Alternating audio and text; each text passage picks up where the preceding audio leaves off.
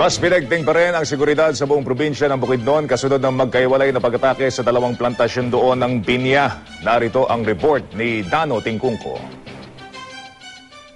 Kasunod ang pag-atake na may 100 miyembro ng New People's Army sa isang pineapple plantation doon sa Bukidnon, tila isa ng ghost town ang lugar matapos mabalot ng trauma mga residente dahil sa nangyaring pagsalakay.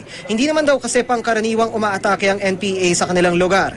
Inako ng North Central Mindanao Command ng NPA ang nasabing pag-atake. Paliwanag nila ito ay para bigyan ng hustisya ang lahat ng biktima ng mga nagdaang bagyo na nagresulta mula sa pagkasira ng kalikasan dahil sa pag-aabuso umano ng agribusiness company sa kalikasan.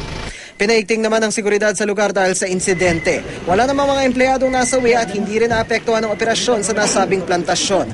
Ayon sa pamunuan ng Del Monte Philippines, palaisipan pa rin sa kanila kung bakit pinuntirian ng mga rebelde ang kanilang opisina sa kabila ng may 87 taon nilang serbisyo sa mga residente sa nasabing probinsya.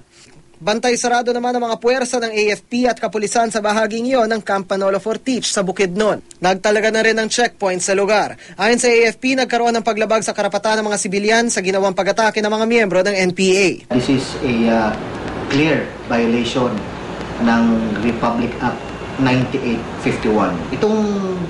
Itong Republic Act 9851 is an act defining and penalizing crimes against international humanitarian law. Tandaan natin, ang biktima rito are non-combatants. This is also a violation of the comprehensive agreement on the respect for human rights and international humanitarian law, na mismo ang MDF ang signatory dito together with the government.